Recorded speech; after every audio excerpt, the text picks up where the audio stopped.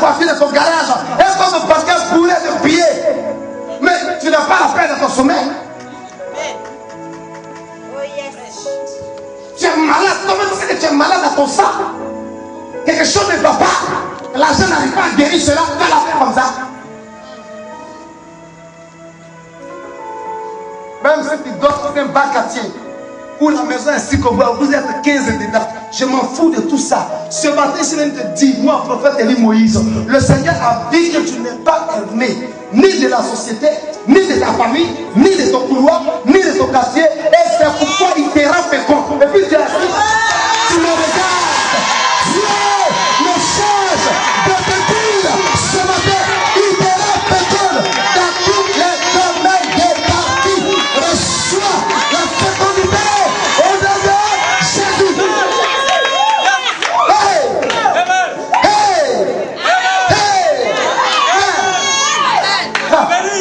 Quand Dieu te rend fécond, il te donne un nouveau nom. Je suis convaincu que plusieurs personnes ce matin, leurs noms sont en train d'être effacés dans le livre de la maladie, dans le livre de la mort prématurée, dans le livre de l'accident, dans le livre du célibat, dans le livre du chômage, dans le livre du mal accomplissement. Je suis convaincu qu'un nom nouveau est en train de donner à chacun et à chacune ce matin de la part de l'Éternel qui a vu que tu n'es pas aimé. Tu reçois cette révélation pour sauver cette foi. Dieu t'accorde cela.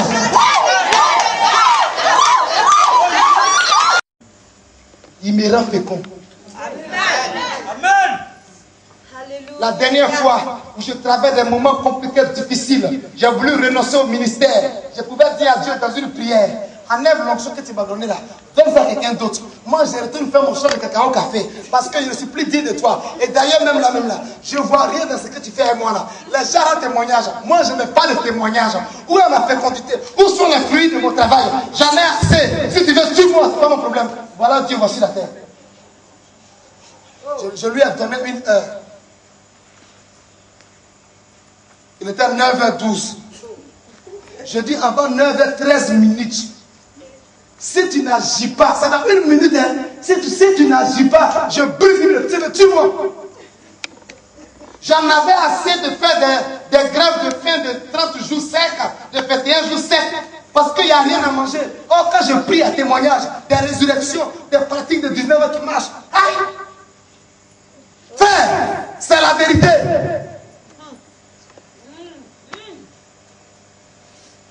On était à 12e minute, à la 53e seconde, une femme époustouflée de fatigue de courir. L'onction a soulevé chez elle là-bas. Comme Dieu savait que j'allais lui adresser cette prière, à cette heure, à cette minute-là, il avait déjà préparé quelqu'un qui a quitté un nouveau bio. Quand on ira à bio, vous allez voir, nouveau bio, puis ancien bio, bio-cité. Frère, elle vient comme une enveloppe de 217 500.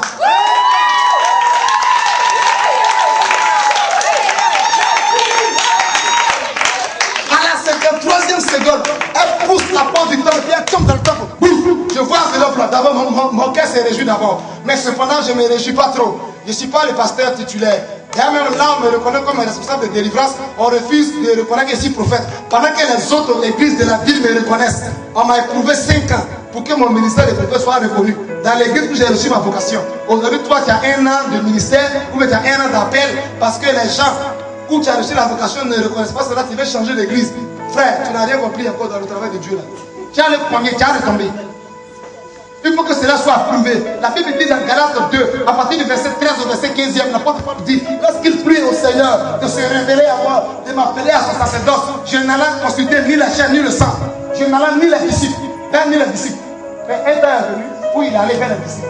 Et Jacques, le plus âgé de tous les disciples de Jésus, il dit, toi, on ne te reconnaît pas comme apôtre de Jésus. D'ailleurs, c'est toi qui nous chassais pour nous tuer, tu nous as emprisonnés, tu nous as blessés, tu partais à Damas encore pour nous tuer. Toi, tu dis, on ne te connaît pas. Tu n'as pas de faveur, tu n'as pas d'occasion à quelque part, tu n'as personne qui croit à toi. La vérité. Parce qu'on ne croit pas que malgré tout, le potentiel de Dieu en toi finira par sortir et par briller comme de l'or. Travailler déjà. Pas en blaguer, mais en plaqué. 18 carats.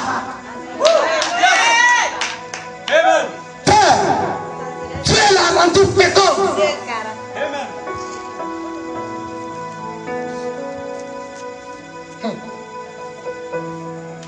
Ah.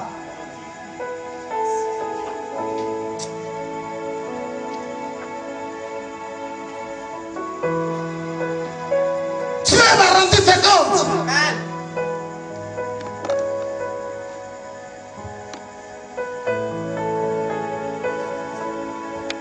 Son premier enfant, elle lui donne le nom de Ruben.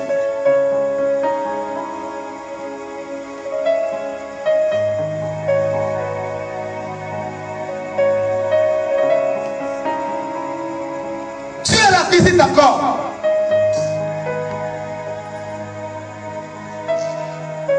Pourquoi Ruben?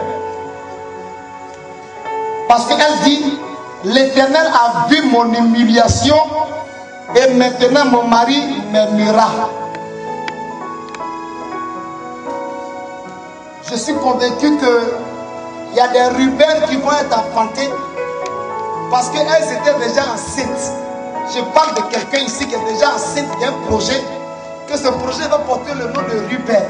Parce que quand ce projet va prendre vie à partir de la semaine, frère, il y a un nom nouveau qui va donner à cela. Ce nom va signifier que l'Éternel a vu ton humiliation et aujourd'hui il décide de te relever de la poussière. Elle devient encore enceinte. Elle a porté un second fils. Et cette fois-ci, il dit, l'Éternel a entendu que je ne t'ai pas aimé et il m'a aussi accordé celui-ci. Et elle lui donna le nom de Siméon. L'Éternel a entendu tout ce que tu fais comme lamentation, comme souci. Il a vu que tu n'es vraiment pas aimé malgré tous tes efforts que tu fais. Pour que l'on puisse voir quand même que tu es là aussi dans cette vie-là. On te voit comme cadavre déjà. Alors que tu marches, tu respires, tu manges, tu dors, tu te laves comme eux. Mais eux, ils te voient comme quelqu'un qui est décomposé pendant 10 jours. C'est parce qu'il y a un Siméon encore qui arrive. Le Siméon va se joindre à Ruben. Et ta joie sera parfaite. Elle devient encore enceinte. Ah, quand l'Éternel décide de te rendre fécond, de te donner la productivité, il n'y a plus d'arrêt, s'il te plaît. Et elle enfanta un fils. Et elle dit, pour cette fois, mon mari s'attachera à moi, car je lui ai enfanté 3 fils. C'est pourquoi elle lui donna le nom de Lévi. Bien aimé frère, la vie de Lévi, qui est le 3e fils, contient un mystère de sacerdoce. La sacrificature n'a jamais existé. Tu m'entends? Mais à partir de Lévi est sortie la sacrificature. Si tu veux savoir, tous les prêtres et les pasteurs ont pour arrière-grand-père Lévi. Sinon Lévi. Et Lévi est sorti d'où? De la femme qui était aimée, qui était désirée de tous? Non. De cette femme-là, qui était l'omnier, qui n'avait pas de dignité, qui avait un nom, la vilaine, l'inutile à la société. Or son ventre était conteneur, bien aimé, d'une bénédiction de sacrificature. Elle appela Judas. Alléluia. Frère, c'est intéressant. Vous savez ce qu'elle a dit de Judas? Elle dit, cette fois-ci, je louerai l'Éternel. Je suis convaincu que les 6 derniers mois qui restent pour terminer 2014, il y a des filles qui ont assisté à cette veillée qui auront des sujets de témoignages de louange. Toutes les filles seront louange. Parce que, à cause de ce que Dieu a accompli, c'est la louange seulement qui sortira de leur bouche. De leur bouche ne sortira plus jamais des lamentations, des soucis, des est-ce, des comment, des mais c'est la louange à l'Éternel qui sortira. Parce que le 4e fils sera un Judas. Tu te lèves, tu dis une fois, Judas arrive de ta vie.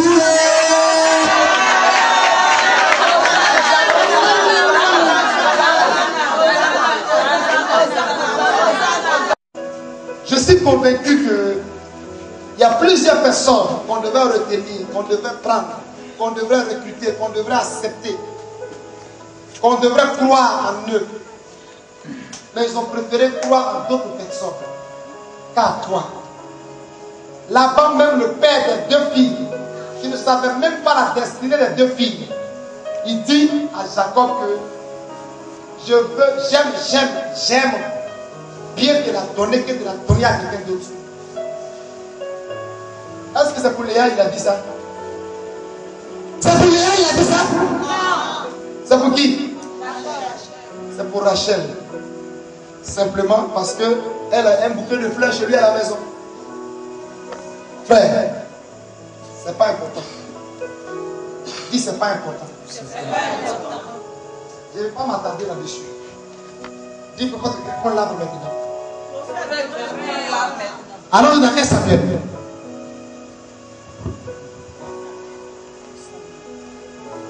Un Samuel, le chapitre 1, à partir du verset 1 au verset 2. Et une jeune demoiselle, que Dieu fait la grâce d'avoir un mari, mais qui, elle, à son tour, qui a appelé aussi à accomplir une destinée, même si cette destinée, ce n'est pas elle qui doit l'accomplir, que c'est son enfant qui doit l'accomplir, c'est comme si c'est elle qui l'avait accompli. Parce que c'est elle qui a porté le fils de la destinée.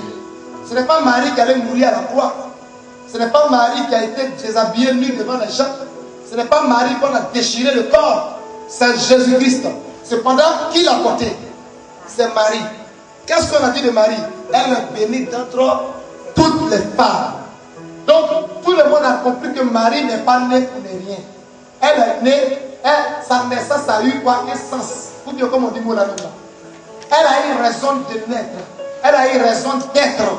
Parce que par sa naissance, quelque chose de bon arriver sur la terre.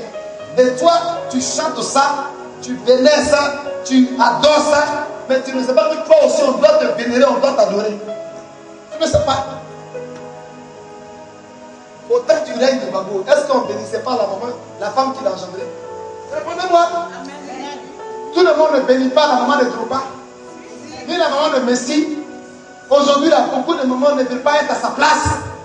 Non, dites-moi la vérité. Parce que vous voyez en vous-même la vérité. Pas la réalité, la vérité. Vous savez qu'elle est dans l'abondance. Elle n'a pas de problème de payer le loyer fin du mois. Elle n'a pas de problème de chercher sa bouteille de gaz. Elle n'a pas de problème d'aller lutter bus. Ni de chercher Baka pour aller à Djamé. Elle n'a plus ce problème. Bon frère. Oui. Et quand tu réfléchis à tout ça, toi tu as dit, maman, tu voulais être à sa place. Oh, si c'était moi qui l'avais engendré. Mais avant de te poser cette question, si c'était toi, est-ce que tu t'es posé d'abord la question à savoir quelle est la destinée que tu as venu accomplir? Que malgré tout ce qui se passe dans ta vie actuellement, elle parviendra à s'accomplir au Tchaka. Quelle est cette destinée en qui tu crois? Quel est le défi de ta destinée que tu souhaiterais ou bien que tu aimerais relever si jamais tu sais que tu as une destinée? Mais ce matin, Élie Moïse te dit que tu es porteur d'une destinée. C'est pourquoi tous ces fléaux se sont battus sur toi. Si oui, tu l'as accepté, tu ne sais pas comment ils vont se manifester. Mais je t'annonce que c'est une vérité, ce n'est pas une réalité. La destinée dont tu entends prêcher aujourd'hui s'accomplira malgré tout. Si ce n'est pas toi, les enfants que Dieu t'a donnés là, si aujourd'hui ils sont voleurs, ils sont brigands, ils sont fumeurs de drogue, ils sont à la maga, ils sont dans les lieux pornographiques, et que ce soit les lieux géographiques où ils peuvent être aujourd'hui, comme étant dans les griffes du diable là, malgré toutes ces atmosphères dans lesquelles ils se trouvent, si tu crois que tu es porteur de cette destinée là, l'Éternel parviendra à créer une situation bizarre, un confort bizarre pour les faire sortir de là. Tu m'entends? Et ils seront blanchis. Et ces enfants qu'on a vu comme échoués, ces enfants qu'on a vu comme maudits, deviendront un sujet de témoignage ou un sujet de fierté pour tout le quartier. Et il habite dans quel quartier? On dit qu'il habite dans tel quartier. On estime déjà le quartier. Donc se disait, oh, si je vivais dans ce quartier, parce que de ce quartier-là est sorti quelque chose de précieux. Mais elle n'est pas née précieux, elle n'a pas grandi précieux. Mais la destinée qui devait s'accomplir, Tomo Tchaka a parvenu à son accomplissement. Donc le statut a changé. Tu te lèves, tu me donnes la main au droit.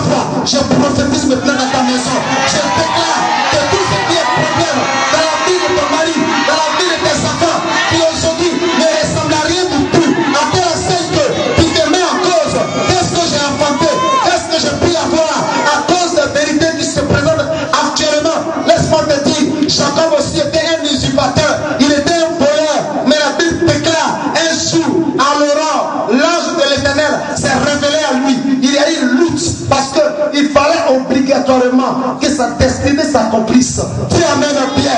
Et cela a fallu une lutte par là jusqu'à vers 6e mois. Et il a reconnu que c'était le jour de son jour. Est-ce que tu peux reconnaître que pendant que tu es en train de m'écouter là, aujourd'hui est le jour de ton jour? Est-ce que tu peux croire ça?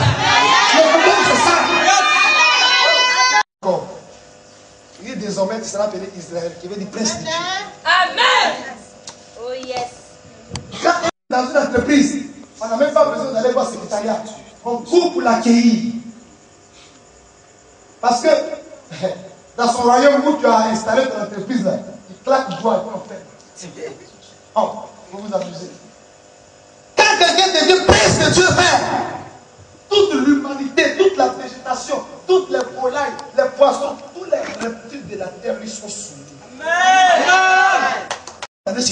Mais cette fois-ci là, la fois que tu me donnes, c'est un business à faire. Toi tu me donnes, moi je la conçois seulement. Tout le monde voit que j'ai pris force. Le jour que je la porte net, je te la donne. Cadeau, il faut prendre. Dieu dit ça, ça m'intéresse. De telles prières là, je dois exaucer. Habituellement, elle ne priait pas comme ça. Tu m'entends? Cette fois-ci, elle a cherché l'intérêt de Dieu dans sa prière. Est-ce que dans tes prières quotidiennes, tu cherches la volonté de Dieu? Maranatha, arrêtez-vous. Je vous donne des messages. Je couchais pour prier. C'était sur le matériel, sur une natte. Couche-toi en même temps au sol. Dans la poussière là. Couche-toi là. Parle à ton père qui est dans les cieux. Il répondra certainement. La Bible dit cette fois-ci là, l'Éternel a fait quoi? A exaucé.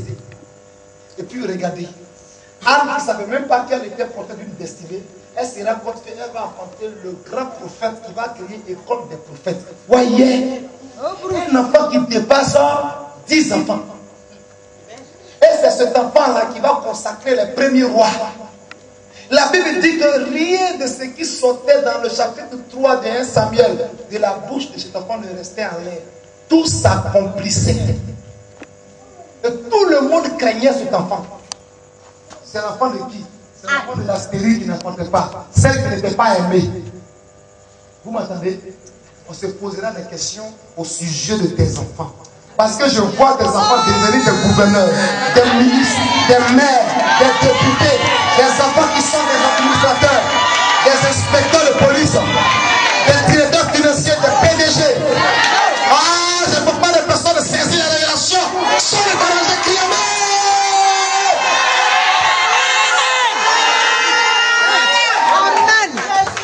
Le français élastique. Il a déposé ça là. Et puis quand tu ne parles pas beaucoup, tu parles décemment. Parce que tu parles beaucoup, tu risques de te faire fondre dedans. Qui a dit amen toi? Ils m'ont demandé le parrainage. Je dis bon. Et puis qu'est-ce qu'il faut donner en tant que parrain? Parce que nous tous, nous venons de la ville. On a tous civilisé. Quand on demande un parrainage, le parrain doit souvenir à plusieurs niveaux. Alors, quelles sont les commodités qu'il faut ici? Je parle aussi gros pour vous. Ils ont cité, ce qu'ils ont cité là, ça ne vaut même pas 50 000. J'ai dit, ça ne dépend de quoi envoyer.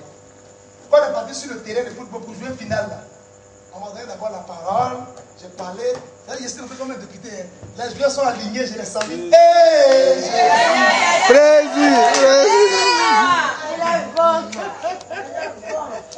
Jésus. J'ai salué les joueurs. Le chef du blé est assis à côté. Moi, je suis assis d'un côté où ils ont mis tout à fait.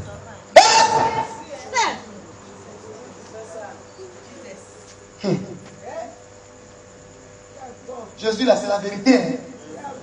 C'est la vérité. Après, quand ils ont pris, bon, l'équipe vainqueur a gagné. Il faut donner la coupe. C'est moi, on me demande de me lever, je prends la coupe pour mettre dans la main de ce que il faut que les gens crient beau. La maman, si vous voulez, ne croyez pas aux autres messages que j'ai prêchés, mais ça là seulement la croyance. Hein? Si vous voulez, ne croyez plus jamais aux autres messages que j'ai prêchés. Mais pour aujourd'hui là, elle va s'arriver. Tout le monde, elle va arriver à vos enfants. Même si tu as un enfant, même si par exemple, on a jugé 20 ans de prison. C'est pas grave. Je te l'annonce qu'il sort déjà. Il sort. Il sort au nom de Jésus. Il sort. Aujourd'hui matin, à 6 h, le premier sommeil est parti. Il fallait me disposer pour le deuxième sommeil. C'est pourquoi vous venez puis il dort pas à 9 h là. À partir de 5h30, c'est là que je dors. Donc de 5h30 à 9 h là, ce sont mes temps de vision. C'est là que Dieu me montre les choses. Donc quand vous venez klaxonner comme on vous a escalé là, ça m'énerve. Pourquoi? J'étais en train de voir les choses et puis vous avez trouvé. Si souvent vous trouvez mon visage serré, c'est ça qui est là. Aujourd'hui, je vais vous donner le secret, c'est ça qui est là. On dit à 6 h, je vois l'un de mes évangélistes à Timothée, un de mes étudiants là, qui est venu, on avait dressé les bâches comme ça, et puis il est venu s'asseoir. Or, il est en prison. Et je vais demander chez maman Salomé, elle est allée au village, elle vient demain. Cette fille-là m'ont servi, je vois sa femme qui est assise là. Attends, son rendez-vous là même, c'est où? On dit, c'est, comment on appelle ça? Au palais de la justice ici, à Yopougon. À 13 h là, je me suis rendu, Dieu me s'est arrivé, on n'avait pas encore jugé. Ils ont jugé 4 personnes avant lui. Et quand il est arrivé, ceux-mêmes qui l'ont envoyé là, ils ont retiré leur plainte. Mais la justice l'a fait amender forcé et lui a donné 15 jours de prison. Ça devait être 5 ans ou 10 ans. Amen. Plus une amende de 5 000. Amen. Donc il est libre. Amen. Vous m'entendez? Quand il retire leur plainte. Une fois il a déconné. Ça coûtait 150 000. C'est moi-même qui ai pris mon argent dans ma poche. Quand j'ai entendu la situation, que les parents n'ont pas réagi, le colonel était arrêté là, il est sorti pour le là derrière, il est porté, il a mis les armées. Et puis ils ont libéré le monsieur. Même erreur qu'il a commis, aujourd'hui dans le Kurdistan, ils sont en train de le corriger. Alléluia. Mais aujourd'hui à 6 h, je n'ai même pas prié pour ça. Dieu m'a vu qu'il est venu avec ça. Ça veut dire qu'il est libéré, non? À 13 h, je vais assister, on lui donne 15 jours. D'abord, ce qu'ils ont dit là, on devait le libérer. Mais la loi des juges là, ils ont préféré lui donner 15 jours avec 50 000. Alors que ceux mêmes qui ont envoyé à faire là-bas, là, eux disent qu'ils ne lui réclament rien. On ne lui demande pas de rembourser 5 francs. Mais eux, pour leur gombo, là, ils ont demandé. Mais dis que c'est libre. Amen. Vendredi passé, on a prié ici pour une dame. Ceux qui ont appelé de Paris, beaucoup. Vendredi passé, vous avez vu, nous, à la veille là. C'est les Parisiens qui ont pu tout veiller là. Il y a eu assez d'appels de prière. Il y avait une parmi eux là, son enfant, est en prison. Et là, c'est ça, il est venu, il est venu, le monsieur m'a appelé pour dire. Ah, ma grande soeur m'a dit, sinon ma petite soeur m'a dit que par ta prière, ils ont libéré son fils qui était en prison. Donc je rends gloire à Dieu. Amen. J'ai dit, d'accord, donc pas envoyer ton offrande. Il dit, va avec la famille. Il dit, d'accord, pas envoyer, c'est pas grave. Tu vas coopérer avec lui, qu'il va accomplir malgré tout ce qu'il a caché en toi. Il va relever la tête de la famille, la tête de la région, la tête. Regardez, quand quelqu'un est maire, il fait la fierté de sa région. Amen. Et lui là, il vient de notre village. Même quelqu'un soit petit artiste. Quand on dit il vient par exemple de Fakopri, c'est qui vient de Fakopri là. Hey, lui là, il vient de chez nous, hein. Tu es fier de dire qu'il vient de chez toi, mais quand on dit quelqu'un a tué quelqu'un, on dit jamais qu'il vient de chez toi. Même si vous êtes cousin ou frère là, lui là, je ne l'ai jamais connu. Il ne savait même pas qu'il existait. Est-ce que vous avez des enfants? Est-ce que vous avez des entreprises? Est-ce que vous aviez des sociétés?